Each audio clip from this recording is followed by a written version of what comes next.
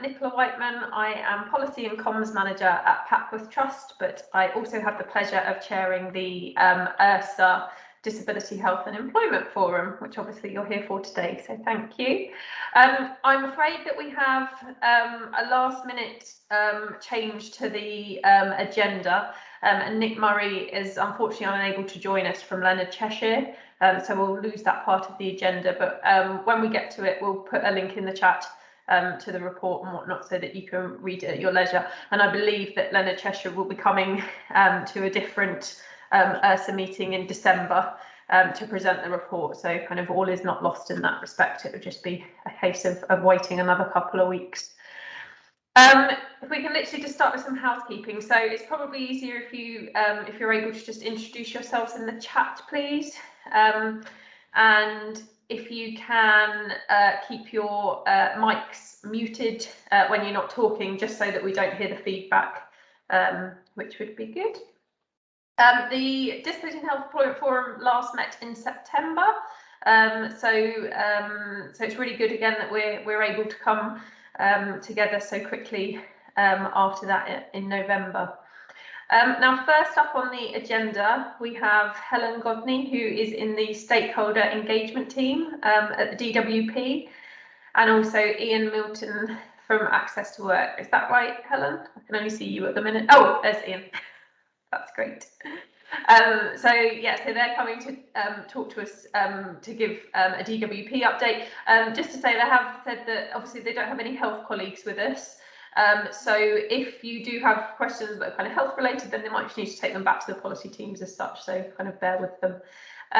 But yeah, who shall I hand over to first? Have you decided running order?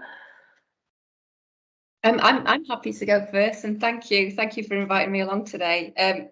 As Nicola said, I'm Helen Gosney and I work in the stakeholder engagement team. I believe you've probably spoken to my colleague Susan Ayres before, who works on the disability desk. Yeah, we have. Yeah, she's been at previous forums. Yeah, well, Susan's taking some well-deserved leave this week, so I'm joining from the employment desk, and as I say, I'll do my best to answer any questions, but I can obviously take anything away after this call and ask policy contacts to confirm the latest and share that with you guys. It's quite a busy day for us this morning because it's LMS stats day, so ONS figures were out this morning. Again, I mean, I've got the general lines on all of that, and I've been sent some briefing on the impact on disabled people in particular. So I wonder if it's best to share with either yourself, Nicola, or Laura after this call, if anybody wants to sort of read through that very detailed briefing. Must admit, it's quite. That'd be really great. Thank you. Yeah. And thank you to Laura last night for her email about the Ursa Employability Awards on the 25th. I know that Minister for Disabled People is going to be providing a short video for that in advance about the importance of the employment support sector. So I got confirmation on that this morning, which is great. Later on today, we've also got a Kickstart press release that's doing the rounds and some Kickstart videos. So again, I'll be able to share that later. I think it might have just gone live on gov.uk, but it's basically to mark the milestone of reaching over 100,000 Kickstart starts. And there's a few quotes from employers in there as well. So I think that might be of interest to this group. So I'll get that over to you. And on the disability side, I didn't know whether you're aware, but the health and safety exec, it used to be part of Minister for Employment's portfolio, but I believe that's recently moved to sit more comfortably and better placed, I think, with Minister for Disabled People. And there was a press release this morning about HSC launching their Working Minds campaign. I think that was this morning, and that's to encourage employers to promote good mental health at work. So I was just reading through that earlier. I don't know whether you've seen that yet, but again, I can share that. That would be really useful. Thank you. Sounds interesting. Yeah, I mean, I've got updates that have been provided to me about Plan for Jobs, if that's of interest. So I can rattle through a little bit of that and provide some stats where that's of interest. So you'll have already seen that our 407 billion plan for job support package protected the, well, jobs and livelihoods, and the idea, well, reflected in the LMS stats today. I think we are quite relieved to see the impact of the end of furlough ending, not leaping to lots of redundancies. So I think there's a little bit of a sigh of relief there. So early indications of the plan for jobs support package is working. That's obviously been extended. So that's another 500 million to expand plan for jobs. And that's for people of all ages. So younger and older job seekers and those in low incomes. You'll have heard about the Kickstart scheme being extended also until the end of March 2022. I think the end date for employer applications is the 17th of December. And there's likely to be some more information on that and how that's going to be wrapped up in probably this week, actually, if not next. So there'll be more information on that. I think the key stats generally are we've reached over 100,000 Kickstart people starting in roles. I think over 217,000 jobs have been advertised and made available for young people to apply for. And over 306,000 Kickstart jobs have been approved, and over 900 gateways have been approved. And I think on average, from the, what's the time period here? 28/09/21 to 25th of October 21, right? An average of over 3,400 started on the scheme each week, give or take. I asked for a little bit of an update on Restart, so if that would help. So that the Restart scheme is to help anybody into work who's been out of work for over 12 months, which I'm sure you're already aware of. And the support lasts up to 12 months for participants. The scheme's targeted at universal credit claimants who are expected to look for work and be available for work.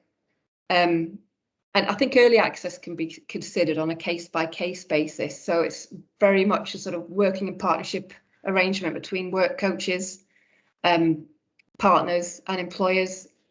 Work coaches obviously have all that labour market knowledge. So yeah, early access can be considered. I think on the stats front, the Restart team did confirm they're not routinely publishing MI yet, but they're clearing their strategy for that at this precise moment.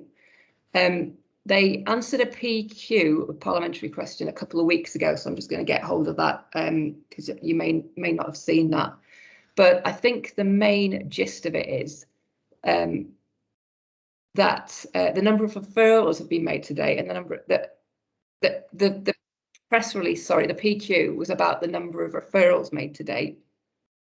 But to do with job outcomes, it's more about we're going to be recording the sustained outcome rather than someone starting a job. So there's a bit of a time lag on the stats there. So I think we'll get that. I think that's a good measure, to be fair, but we'll get more information on the MI because I know that's something that you said that members were keen to see.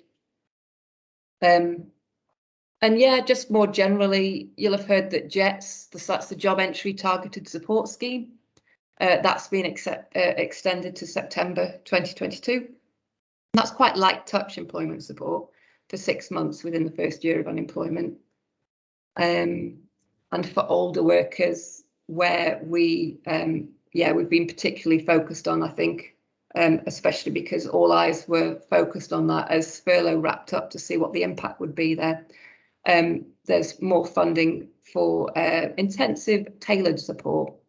And I believe that it includes spending more time with work coaches on that sort of journey to make choices about next steps. But again, any specific questions about 50+ choices, I know that there's quite a few roundtables with stakeholders coming up over the next few weeks, and Andy Briggs is the champion for older workers from Phoenix Group. He's going to be chairing that, and there's quite a lot of activity, especially around menopause awareness as well. So that's something that the team are looking at, the employment team are looking at and working on this week and next. So there'll be more information on that coming through. I don't know, is there any particular questions or anything else you wanted updates on? If I know the answer, I'll obviously blurt it out, but if not, I can certainly take that away. haven't been keeping an eye on the chat bar, so I'll have a look at that. There was one from Petra who said that she could give a provider overview of Restart. I can't see. Oh, sorry, I can see Petra. Yeah, I'm happy to do that. It's just, I think our experience, we have a very small contract. We only deliver, I think 1.4% of the contract in Wales. So obviously we can't speak for everyone, but our general experience to date has been that although the programme is aimed at those 12 to 18 months on UC, it seems as though floodgates have sort of opened a little bit, and some of those discretionary referrals, there's been more of those than we expected, and quite difficult customers. And I think it's a learning curve. I think the work coaches obviously need to sort of understand the programme, etc. And you know, everyone is going back to sort of working in the office and things, and it's been a quite difficult period. We're getting customers who are long-term sick, who haven't worked for 20 years, you know, and these sort of things, and it's not what I think providers expected to deliver on the programme. You know, on a mainstream programme, a lot of larger providers have recruited in terms of supporting on a sort of mainstream basis, and now having customers with quite significant barriers, although yes, we expected a level of those customers to be referred. The amount of these barriers and customers with the barriers have posed problems in terms of the support that we need to provide. And obviously we feel on a provider level that if the performance targets are sort of suitable for the cohorts that we're actually receiving, and I think that's the feedback that we've been giving to our primes in terms of, yes, we can work with these customers, that's not a problem. However, if we're performance managed and expecting to get these sustained job outcomes for a different cohort than we expected, then maybe there should be some review of that. Other than that, you know, I think, you know, in Wales, we've sort of settled in, we're doing quite well. You know, the jobs are starting to come through as well, which is great. The sort of the ping system of earnings seem to be working as well, and that's positive. But it is definitely a learning curve, and I think I think there's always an issue, and we've had this on previous programmes, where DWP procure for a programme, providers apply to deliver the programme, and there seems to be sort of a lack of involvement from the Job Centre Plus, who are actually the ones who refer. And now we're trying to sort of fill that gap, and obviously there's a lot of learning for the work coaches, but they have sort of no previous sort of vested interest in it. They're sort of, but they are the middleman, and they're so very important as in part of the delivery as well. And us as a very small provider, we've sort of pushed back. It's not just about eligibility for the programme, it's about suitability. And the guidance does talk about it's not just about eligibility. And I think work coaches are perhaps not that used to having to assess the suitability and sort of discussing that with the participants. So we're working on that. But that's definitely sort of, you know, feedback, which I'm not sure if DWP are getting from the primes, but that is sort of a lot of our discussions with our fellow supply chain as well. And yeah, so sorry if that wasn't sort of suitable for this meeting, but it's just, you know, it is improving, and I think we're working with the work coaches, and there's always going to be teething problems, but we're really getting stuck into it now, and that's really positive. So yeah. Just to echo your final point, Petra, around JCP, I know that it was on a different programme because it's work and health programme, but I know that it was certainly an issue in the early days of work and health programme in terms of Job Centre Plus understanding kind of the, like you say, like the suitability of customers could kind of refer onto programmes. So I think there is a point there around kind of, it's not just about Restart, it's about all programmes, making sure that JCP colleagues are kind of involved throughout the process as well, because actually they've got such an important role to play within that. Yeah, definitely. But yeah. Could I just say, Petra, I don't know if the the Restart policy team will have received that feedback. You mentioned you'd sent it up to the prime provider. You're more than welcome to send it on to me and I can get it directly to them if there's, for anybody on this call who has that sort of real-time sort of reflections that you just want me to send straight through. Yes, I mean, if you're happy to have that, we've sort of been encouraged to perhaps not speak directly to DWP, that is the Prime's responsibility. You know, we don't want to moan about it. We're very much you know, finding solutions and workarounds, and you know, we want this program to work. So, but yeah, I'd be more than happy to sort of send you some feedback on our experiences. You know, like I said, we're a small provider, but I think we echo a lot of the experiences across the country. And yeah, you know, if there's any forums or anything you want us to be involved in, then we'd be more than happy. So yeah, I can send you something if you want. I'll while we're talking, I'll message the team and just explain the situation and see how they want to do it, whether they want it to funnel it through me or whatever. And I'll come back. Great. Okay, thank you. That's really kind. Thank you, Helen. We've got a question from James Clark. Helen. Hi, James from Capita. Hi, Helen. It might be one for you, Ian, possibly, but I just wondered if you had an update on the UK SPF and how that might now start to drip through following the recent Chancellor statement. So from my side of things, I don't. I'm not actually aware of that, but I can take that one away and come back to you if that's okay. Unless Helen, okay. You've got anything? No. Okay. Yeah, I'll come back to you. Thanks, Ian. Appreciate that. Perfect. Does anyone else have any other questions for Helen and Ian while they're here? I have one as well. Sorry, Petra, again, I'll butt in. Probably for Ian and Helen there. Do we have any updates on if there's going to be anything else on CARES Tier 2? Anything being procured? Anything in the pipeline? That's the commercial framework CARES, isn't it? Yeah. As you can probably tell from my lack of knowledge, the answer is going to be no. But I can take that one away as well for commercial colleagues, because I know I asked about Tier 1 before, so I know who to link into, and I can come back to you, Petra. That's great. Thank you.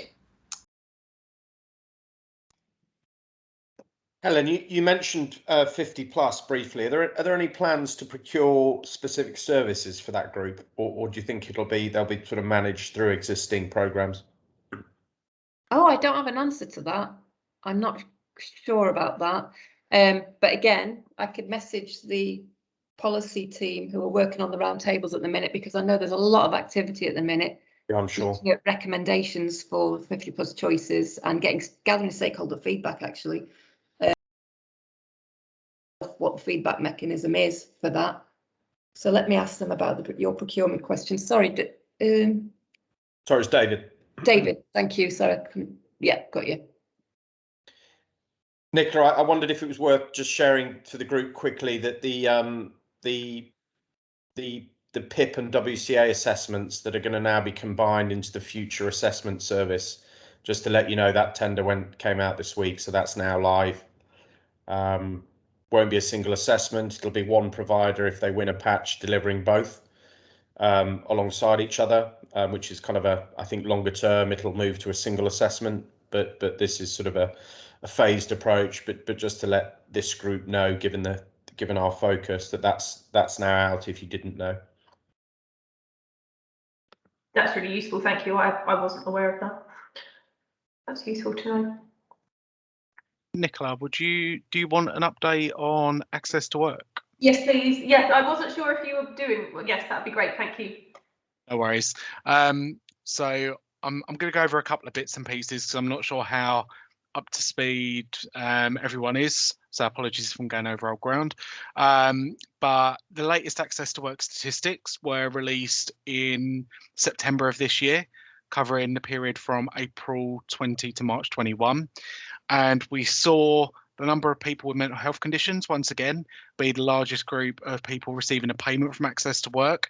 And obviously, that's the second year running, and they make up 20% of people who receive a payment from access to work. So it's a big shift. We're still doing some detail in the background, but I don't think it surprises me that that's happened, given where we've been as a country going through the pandemic, and obviously different ways of working and so on, and people struggling with different things day to day, so needing more support within the workplace. But saying that, our previous highest group of customers helped are now in kind of the second largest group, and that's those with deafness or hard of hearing, making up around 14% of the spend. So two real key groups for access to work. They're kind of the highlights from our statistics. I won't go into the full detail, but they're all on gov.uk if you want to take a look further. But access to work does have its challenges. It is an old system and it doesn't work as good as it should. However, we are in a period of transformation. Now, we have said that for a number of years, but we've got some real good traction on transformation at the moment.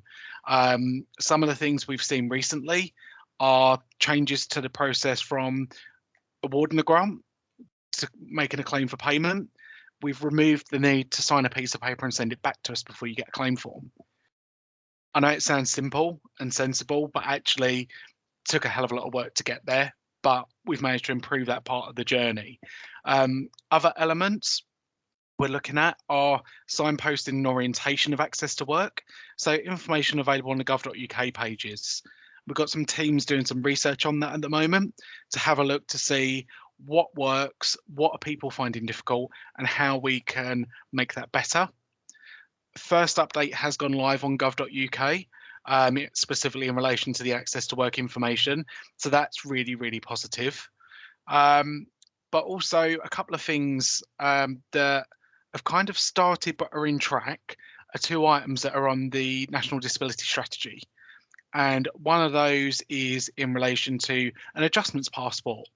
So what Access to Work is going to be doing, as we've said within the adjustments passport, is trialling a passport with those transitioning from education to employment, those leaving the armed forces, and as well as those moving into work, maybe from Job Centre Plus, so maybe on Universal Credit, ERSA, and so on.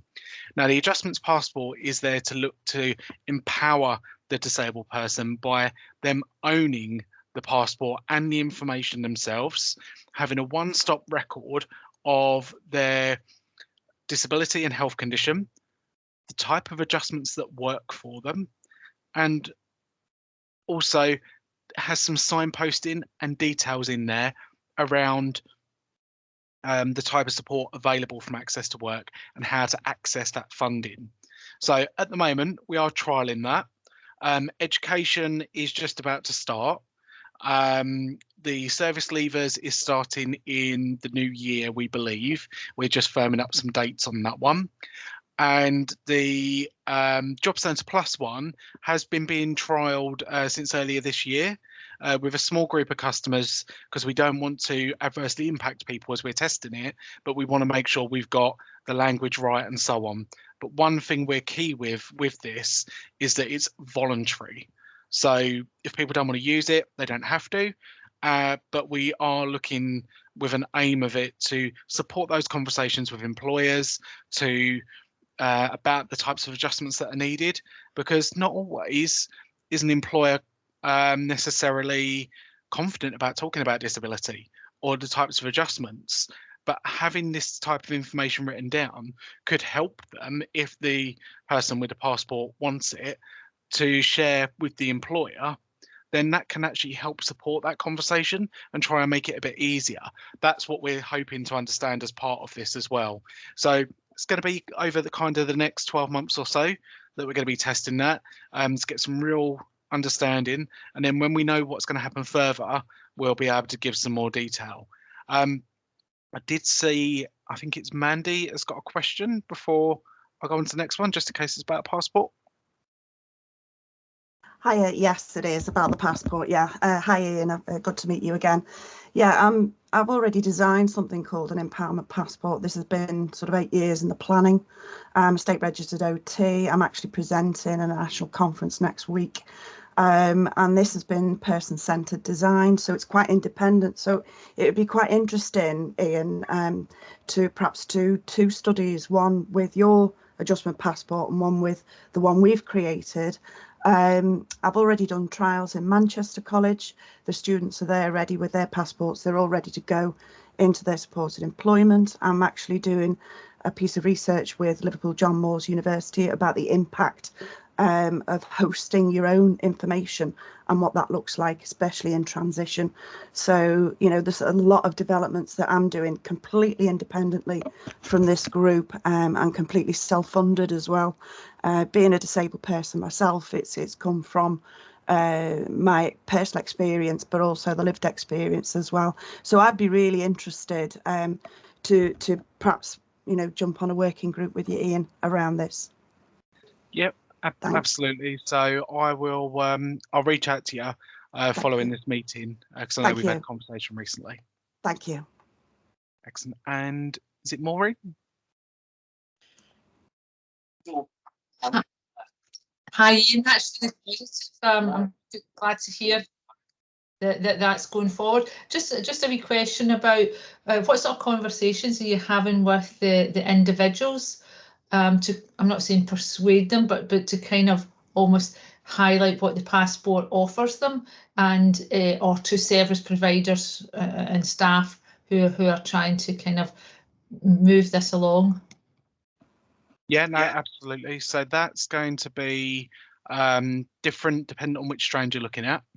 So for example, if I take the education one, because that's probably the easier one to describe out of the 3 of them, if I'm honest. So what will happen is the education provider, so some of the universities, they have a disabled students officer, I think it is. And what they're going to be doing is they're going to be a central point of contact for the passport. And that what they're going to then look to do is be a signposting point for the individual. And then there's going to be conversations throughout that. We are having different approaches across the different universities we're working with. And that's purely to test to see which works better. But the one thing we have done is enable them to design it themselves. Because ultimately we don't know and we don't understand the journey from a DWP perspective of the individual, and the universities are better placed for that. So what we're hoping throughout this is we'll learn what communications work, what touch points work, and actually how do we need to adapt and change throughout that. Yeah. So hopefully that will work. We are developing a checklist to support the passport, so it can support people with completion. But also we've got a fact sheet that we're developing at the moment as well to go alongside that. Specifically for the education side, there is a small graphic. It's like a little short video about 20 seconds long that the universities can use on their internal intranets or whatever they have to actually promote it for disabled students or people with health conditions that may want to use it. So that's kind of where we are with that at the moment, but we've still got a long way to go and kind of understand what works and what doesn't. Right. It'll be really interesting if it means that there's an increase, because what I'd been at Queen Margaret University, there was a presentation done a couple of years ago on individuals at college or university who had declared that they had dyslexia, and in particular it was the condition, and when they left they didn't declare it to the employer. So you had a huge number of students who got support for dyslexia but didn't when they went into the workplace, or it was several years later before they maybe plucked up the courage to kind of open up about it and then make a claim. So I wonder if that will help with things like that. It would be, I wonder if you're monitoring those that type of data, if it increases the take up and things. Definitely something we're going to be looking at, because it's all about understanding whether we can host it in the right place, whether people can access it, know about it, raise awareness, and so on. So a lot of stuff we're trying to find out from this. So it really is a fact-finding trial, to say the least. Yeah. Excellent. I'm conscious of time. Yeah, thank you. That's all right. Nicola, how am I doing? We've got about, well, we can stretch on the agenda just because the next session is cancelled as such. But it's kind of entirely up to you. I've seen that there's a question in the chat, if that's okay, which is from Helen, which is basically who creates the passports. Is that kind of the university as such, that, or is it still hosted through DWP, I assume? I don't. Yeah. And where are they being piloted, or is it nationally and it's just, you know, those pockets of people as such? Absolutely, and apologies, I'm really bad with Teams and keeping up with stuff that's going on the site. That's right, that's what I'm here for. So yes, so the passport is being trialled in 3 particular locations. I'm not sure I can share them just at this stage. 2 of them are confirmed, but we're in discussions with ministers about making an announcement. So that will be coming very, very shortly. But I've got to say we are conscious of doing it in areas that are potentially part of levelling up, but also at areas where people may face a greater disadvantage in that transition between education to employment. So we're really focused on how we can look to support that transition across. And the passport itself is going to be completely voluntary. What we're looking to do as part of the trial, it will be either the college, university, or whoever the organisation is that's doing the trial. They'll be able to provide that to the customer. We are aiming for it to be electronic in Word format at the moment, but our long-term view, depending on what the pilot tells us, if we are successful, then we're looking to host it on gov.uk, so people can go to it and download it whenever they want. Obviously, that's got its own challenges, but we'll cross those as we get to that point. But I think we are keen. It's a self-source, and the disabled person or student or service leaver and so on, they complete the passport themselves. So no one else has ownership other than that individual, because it is their information. But we will. We're trying to understand a bit more about the challenges that may pose, because you have got the nervousness around sharing it, depending on employers' attitudes, or there may be some historic perceptions and so on. It's understanding how we can support more disabled people in those transitions into employment. So hopefully that helps. Can I just ask a final question, please? So we've obviously spoken lots around like the transition from education to employment. At this stage, is the longer term ambition to kind of roll out an access to work passport for everybody? And at the moment, it's just piloted because those are the easiest areas as such to kind of pilot as such. But longer term, it will turn to a passport. Absolutely, that's exactly it. And we don't know there's a need. We guess there is. But we do know from some of the stakeholders we've spoken to that actually, although some employers have this, other employers don't, but it is seen as a useful tool. So what we just want to do is prove that what we've got is working and is supporting transitions, and obviously that it's there as a tool if someone wishes to use it rather than mandating it. So that's kind of where we're at right this second, but that may change as we move through and get more information. We don't know enough at this stage. That's really useful. Thank you, Ian, and thank you, Helen, for coming to talk to us. It's been really helpful just to kind of see where the DWP's at and things. And I can see in the chat that there's lots of exchanges going on around whether it's passports or Petra, coming back to your question around kind of the restart and hearing feedback on that. So we really appreciate your time. Obviously, you're more than welcome to stay on to the call, but it's been really great having you here. So thank you for that. As I mentioned at the start of the call, unfortunately, Nick Murray had to pull out of the session literally about 5 minutes before it started. So unfortunately, we won't hear from Leonard Cheshire today. But Laura, if you wouldn't mind putting their report. So basically, just to give some context, so during coronavirus, Leonard Cheshire did some work in terms of how disabled people and employment prospects were affected by coronavirus. And this is kind of I don't know, maybe 12 months on in terms of kind of looking back and seeing you know, kind of how that still affected them as such. So definitely worthwhile looking at. And as I mentioned, there is going to be a session in December where Leonard Cheshire will be invited to come and talk around disability employment. So you'll get to hear them kind of present the report then as well. But I don't know if that date's been finalised, but look out on the ERSA website if it hasn't.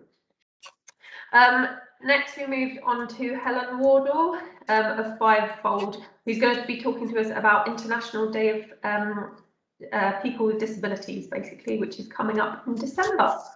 So I'll hand over to Helen. Thank you, Nicola. Hi, everybody.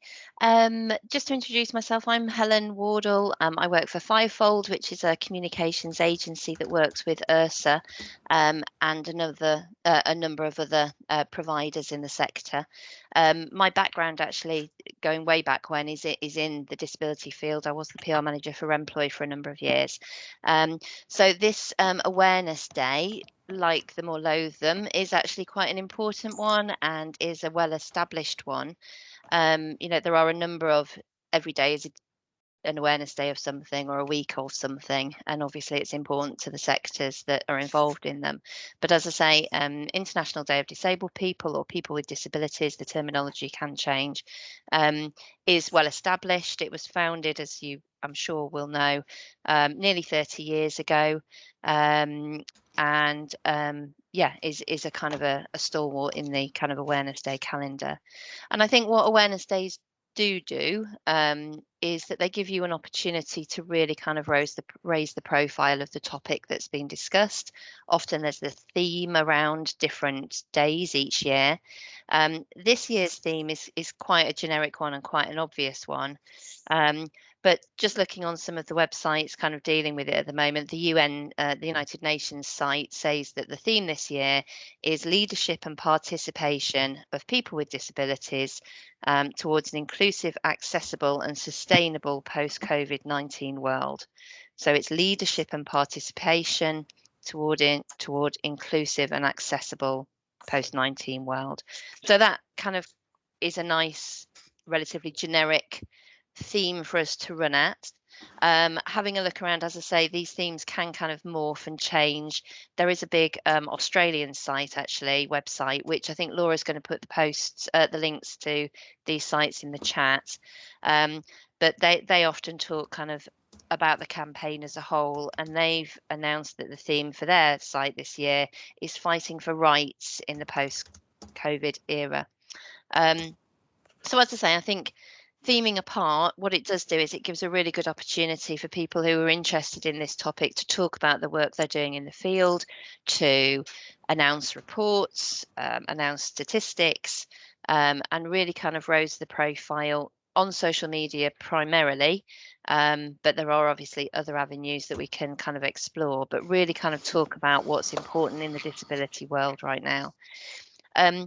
Ursa traditionally puts together one of its special bulletins, which goes out across its kind of membership and kind of email body.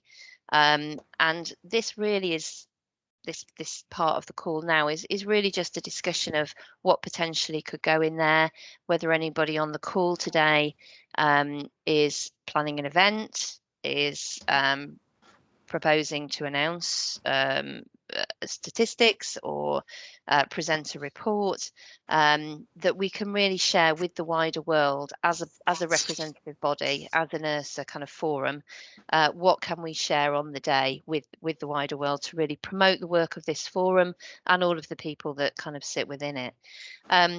So have a kind of thought in the background around that. I'm sure you already have. You know, people on this call will be aware that International Day is coming up, so you may well have plans in place already.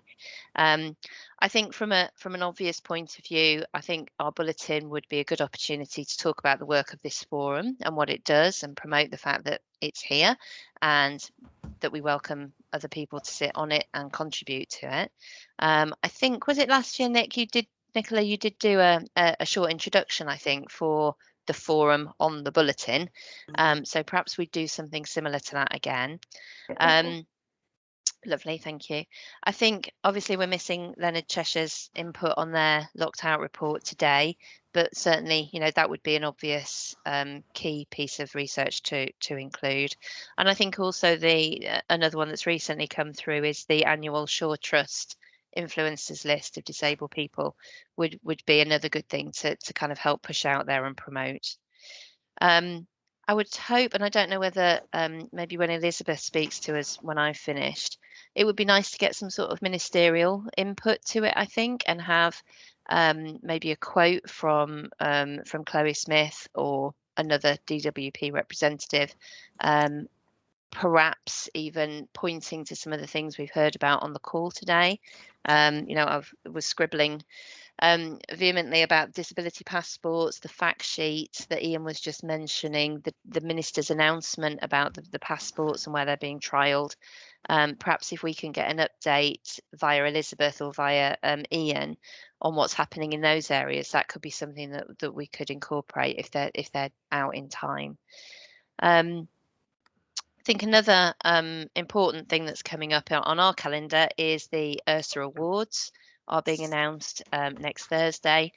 As yet, of course, we don't know whether or not that has a disabled element in it. I'm sure it will, given the categories that have been specially kind of developed this year. The significant achiever, whoever that is, will have no doubt overcome some significant barriers to get back to work. So I think we can have a look in due course at what content there is there as well. So there's lots of kind of content, lots of collateral we can run at, but I just wondered really if there was anything from the people on the call today. Are there any events being planned? Is there anything that you would like to share with me as an Ursa representative in this format? I'll be pulling together the bulletin and obviously liaising with Laura and Elizabeth from Ursa to push that out. Depending on what there is, there might be wider media opportunities. We would have to see what that is and obviously feed that back through the organisations that were involved in it. I think the fact that it's International Day per se on its own basis is not enough just to go to the media with a collection of, and this is what it's about.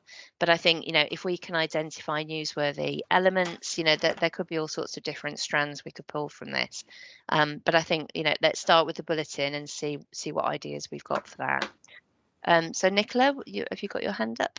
Yeah, this is a day that we, like you say, it's been around for quite a while, so it's always kind of within our planning. This year, our chief exec has been invited to go and talk to students at Suffolk College, and I think that they're bringing in other colleges and schools close by as such. Basically to they've given the theme, as you say, because it's always quite loose, isn't it? But theirs is more of a theme around kind of hidden disabilities, but again around influencers. So she's going to be giving a presentation around kind of disability etiquette. So almost breaking down the barriers for them in terms of, don't be afraid, talk to people as normal and don't worry about your languages, as in, because often people kind of trip up themselves, I'm trying to think about that. And then we've also, so within Papworth Trust, one of our IT guys is a Paralympian. So he's also going to be talking to them about, so he was on the boccia team at the Paralympics in August. So he'll just be talking to them about his journey and about his disability, but also his journey and how it's not affected him essentially, and how he's turned that into really positive things. So that's what we're up to. There may be other things as well. I'm sure we'll have some case studies and whatnot as well. But. Yeah. No, that sounds brilliant. Great stuff. Okay. And would you be happy to share that? I mean, will you be pushing that out presumably through your own channels, your own communications channels anyway? But would you be happy for that to be included in our kind of Ursa wrap up? Yeah, brilliant. Absolutely. Good. And also, I think as well as contributing content, it would also be great if the members of this forum could really take a lead in being a bit of a super spreader of the bulletin and of the information that comes out on the day. So, the social post, the bulletin, the news from different members, let's really get some noise around that on social media on the day and share comment, you know, like links, you know, and really kind of get that kind of flowing really on the day. Just to sorry, I probably should have said up front, the day is the 3rd of December, always on the 3rd of December, which is a Friday this year. Laura apologises profusely that in some of the information that's gone out to date, it does say the 1st of December. So please ignore that. It is Friday, the 3rd of December. So we will be busily pulling together content for that in advance of the day. If anybody has anything that they would like to share, please do feel free to send that to me directly. I will put my email address into the chat when I'm not trying to talk at the same time. But it's an easy one. It's helen@fivefold.ltd. I will pop that in the chat. And I will, as I say, be collating all the information on behalf of Ursa and liaising with them to put it together. Failing that, if you want to send it via Ursa, that's equally wonderful. So please send it to membership@ursa.org.uk.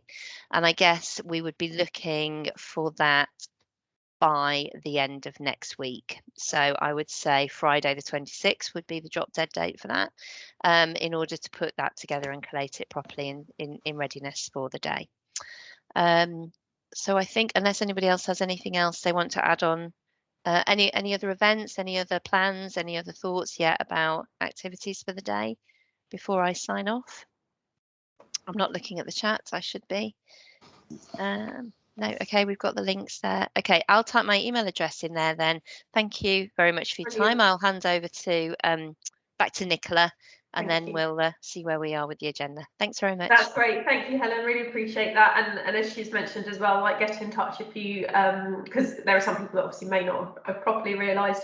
So get in touch with your plans, and or if you need any help as well in terms of thinking of what to do, that would be great. Final item on the agenda, I'll hand over to Liz for the usual Ursa update, please. Hi, thanks, Nicola. Well, I'll just pick up on something that was being discussed when Helen was speaking, which is about Ursa's engagement with Chloe Smith, the new minister. Just to say that we are engaged with her. We're certainly hoping that she'll be at the Ursa Conference in the new year, but we're sort of building that relationship. So the next time this group meets will be on the 9th of December, 9:30 in the morning, when we are going to build an agenda around the launch of the Disability Employment Charter. And we've got Kim Hope from Warwick, University of Warwick Business School, who's going to be with us that day. We're also going to have a presentation from the Learning and Work Institute from Sam Winder, who of course will be known to most of us from her time at Ursa and Impetus and everywhere else, that she does her great work. But she's going to put it into a sort of a context of disabled people in the labour market as we are at the end of 2021. And then Leonard Cheshire, who at the last minute couldn't be with us this morning, will also present on the 9th. So 9th of December, 9:30, get that date in your diaries. It's going to be a really good meeting.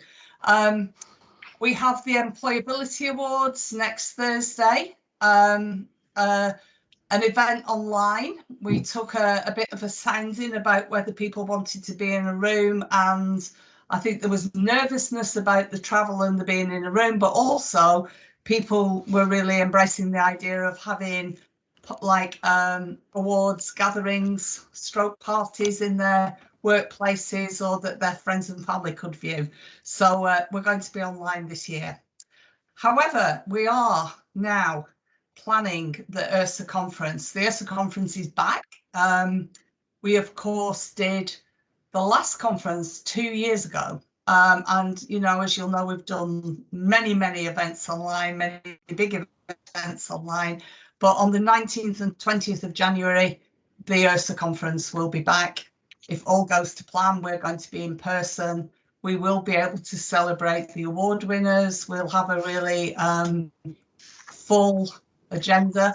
And I think the important thing is that as well as having some really heavyweight keynote speakers, we are also aiming to have breakout workshops that reflect the work of some of the forums, and so there will be events and discussion around disability and health on that day. So 19th and 20th, get that date in your diary. And my final thing is going to be a shout out for the Kickstart survey we've done that will link with our policy paper. And today really is your last chance to complete the Kickstart survey. We know the National Audit Office's Kickstart paper will be out, report will be out on the 24th.